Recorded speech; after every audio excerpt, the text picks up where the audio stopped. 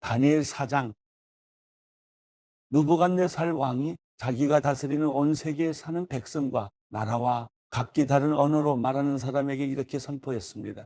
너희가 태평성대를 누리기를 바란다.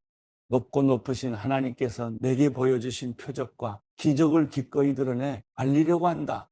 얼마나 위대한 표적인가? 얼마나 놀라운 기적인가? 그분의 나라는 영원하며 그분의 다스림은 대대로 계속될 것이다. 나 느부갓네살이 집에서 편히 쉬며 궁궐에서 잘 지내고 있는데 어떤 꿈을 꾸고 그 꿈 때문에 두려움에 쌓였다.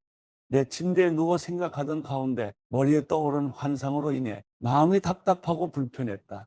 그래서 나는 그 꿈의 뜻을 알기 위해 바벨론의 모든 지혜자를 내 앞에 부르라고 명령했다. 마법사, 주술사, 점성술사, 점쟁이가 불려왔는데 내가 그들에게 내 꿈을 말해 주었지만 그들은 그 꿈을 풀지 못했다. 나중에 다니엘이 내 앞에 왔다. 그는 내 신의 이름을 따서 벨드사살이라고 불렸다. 다니엘 안에는 거룩한 신들의 영이 있었다. 나는 그에게 꿈을 말해 주었다. 우두머리 마법사 벨드사살아, 내 안에는 거룩한 신들의 영이 있어서 아무리 숨겨있는 비밀이라도 내가 풀지 못할 어려운 것이 없음을 알고 있다. 내가 꿈에서 본 환상의 뜻을 풀어서 내게 말하여라. 내가 침대에 누워있을 때 내 머릿속에 나타난 환상은 이러하다. 나는 땅 한가운데 서 있는 매우 키가 큰 나무 한 그루를 보았다. 그 나무는 점점 자라서 강해지고 나무 꼭대기가 하늘에 닿고 땅 끝에서도 잘 보였다. 그 잎은 아름다웠고 열매가 많이 열려 세상 사람 누구든지 먹을 만큼 풍족했다. 들짐승들이 나무 아래에서 살고 공중에 나는 새들은 가지 사이에 깃들었다. 모든 생물이 그 나무에서 먹이를 얻었다. 내가 침대에 누워있는 동안 내 머릿속에 환상이 나타났다. 내가 보니 감시자 곧 거룩한 분이 하늘에서 내려오셨다. 그가 큰 소리로 말씀하셨다. 저 나무를 베서 가지를 꺾고 잎사귀를 떨어내고 열매를 떨어버려라. 나무 아래에 있는 짐승들을 쫓고 가지에서 새들을 쫓아내거라. 그러나 나무의 그루터기와 뿌리는 땅에 남겨두어라. 그것을 철과 청동으로 동여매 들판의 풀밭에 남겨두어라.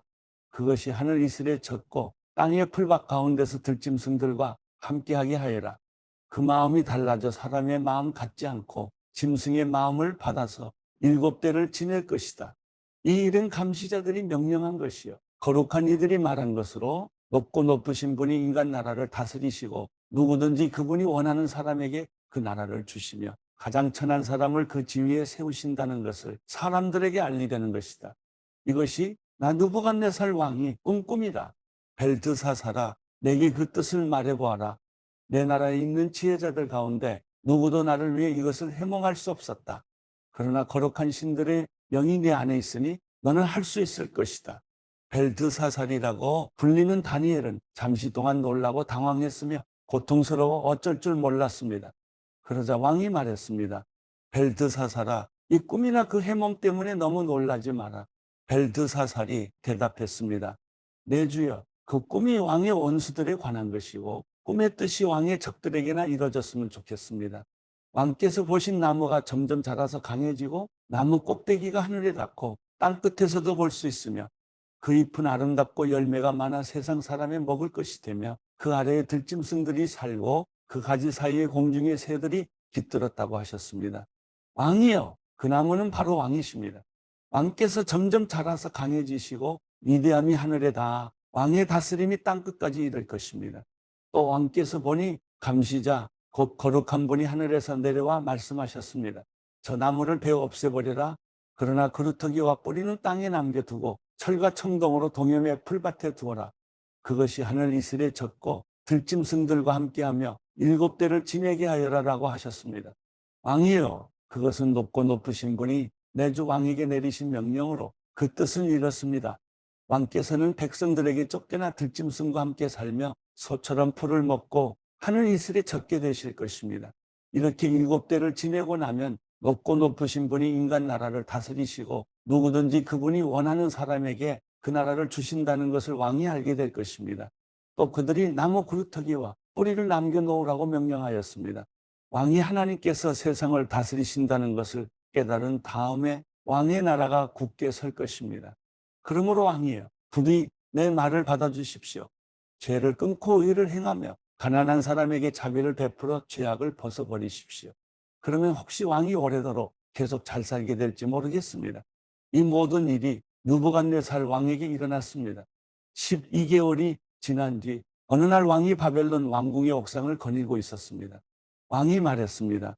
내가 세운 이 성 바벨론은 위대하지 않은가? 나는 내 큰 힘과 권력으로 내 위엄의 영광을 위해 이 도시를 건설했다.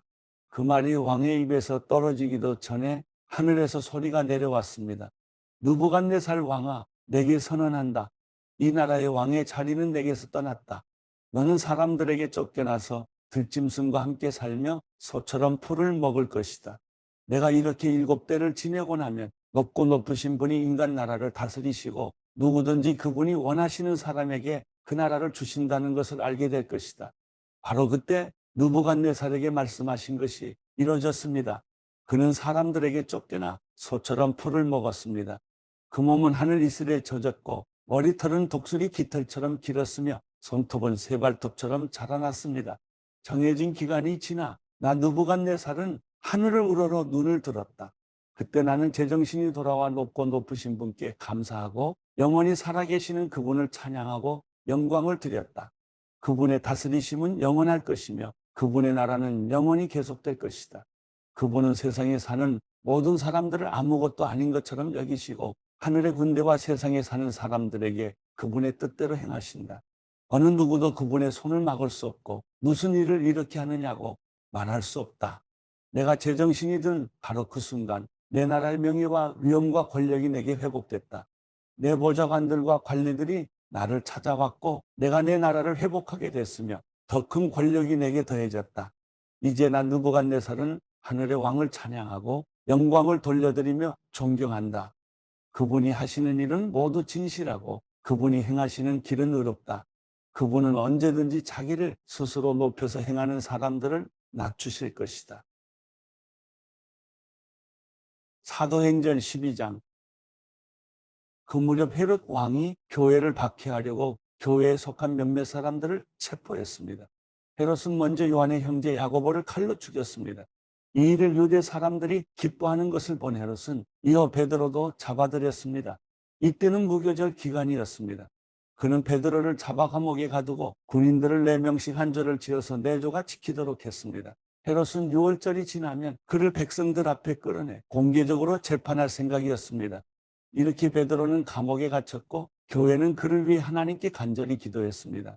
헤롯이 베드로를 재판장으로 끌어내려고 하던 전날 밤, 베드로는 2개의 쇠사슬에 묶인 채 2명의 군인들 사이에서 잠들어 있었고 경비병들이 감옥문을 지키고 서 있었습니다. 그런데 갑자기 주의 천사가 나타나더니 간방의 빛이 환하게 비치는 것이었습니다. 그가 베드로의 옆구리를 찔러 깨우며 어서 일어나거라 하고 말했습니다. 그러자 베드로의 손목에 매여 있던 쇠사슬이 풀렸습니다.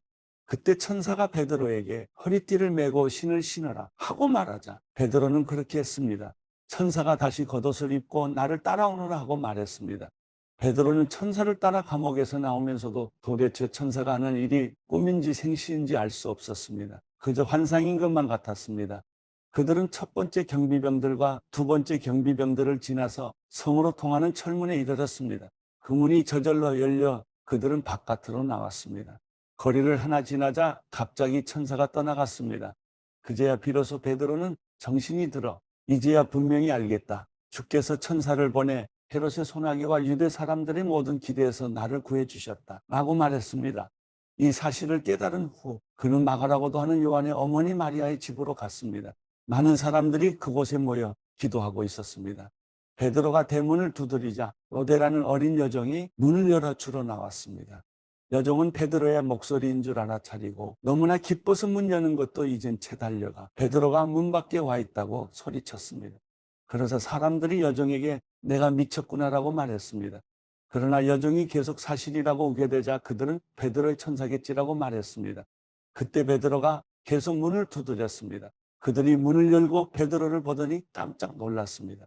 베드로는 조용히 하라고 손짓하며 주께서 자신을 감옥 밖으로 끌어내신 경위를 설명했습니다. 이 사실을 야고보와 그 형제들에게 알려주시오 라고 말하고서 베드로는 다른 곳으로 떠났습니다. 아침이 되자 베드로가 없어진 일로 인해 군인들 사이에는 적지 않은 소동이 벌어졌습니다. 헤롯이 샅샅이 뒤져보았지만 베드로를 찾을 수 없게 되자 헤롯은 경비병들을 신문한 뒤 그들을 대신 처형하라고 명령했습니다. 그 후 헤롯은 유대를 떠나 가이사랴로 가서 잠시 그곳에서 지냈습니다. 당시 헤롯은 두로와 시돈 사람들을 못마땅하게 여기고 있었습니다. 그래서 그들은 무리를 지어 헤롯에게 와서 왕의 시종 블라스도를 설득해 화친을 요청했습니다. 이것은 자기들이 헤롯 왕의 영토에서 나는 양식을 공급받고 있기 때문이었습니다. 약속한 날에 헤롯은 왕의 의복을 갖춰 입고 왕좌에 앉아 사람들에게 연설을 했습니다. 그러자 사람들은 이것은 신의 음성이지 사람의 음성이 아니다라고 외쳤습니다. 그런데 헤롯이 하나님께 영광을 돌리지 않았기 때문에 주의 천사가 즉시 헤롯을 내리쳐서 그는 벌레에 먹혀 죽고 말았습니다. 그러나 하나님의 말씀은 점점 널리 퍼져서 믿는 사람이 더욱 늘어나게 됐습니다. 바나바와 사울이 자기 임무를 마치자 그들은 마가라고도 하는 요한을 데리고 예루살렘에서 돌아왔습니다.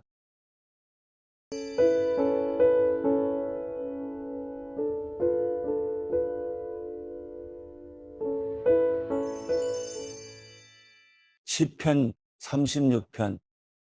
악인의 죄악이 내 마음에서 말하기를 자기 눈앞에는 하나님을 경외하는 마음이 없다고 합니다. 자기 범죄가 드러나지 않을 것처럼 눈에 자기밖에 보이지 않는 듯 우쭐대고 있습니다. 그가 하는 말은 죄악과 속임수니 지혜롭거나 선하기는 다 틀렸습니다. 그는 잠자리에 누워서도 음모를 꾸미고 스스로 좋지 않은 길에 발을 내디디며 악한 것을 싫어하지 않습니다. 여호와여, 주의 인자하심이 하늘에 있고 주의 신실하심이 구름까지 닿습니다. 주의 은은 거대한 산과 같고 주의 판단은 크고 깊습니다. 여호와여, 주께서 사람과 동물을 모두 돌보십니다. 하나님이여, 주의 변함없는 사랑이 얼마나 소중한지요.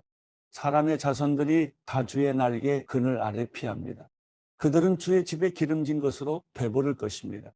주께서는 그들에게 주의 기쁨의 강물을 마시게 하실 것입니다. 생명의 샘물이 주께 있으니 주의 빛으로 우리가 빛을 볼 것입니다. 주를 아는 사람들에게 주의 사랑을, 마음이 올곧은 사람들에게 주의 의를 베푸소서. 오만한 사람들의 발이 나를 쫓아오지 못하게 하시고 악인들의 손이 나를 제거하지 못하게 하소서. 범죄자들이 넘어져 있습니다. 저들이 엎어졌으니 다시 일어서지 못할 것입니다.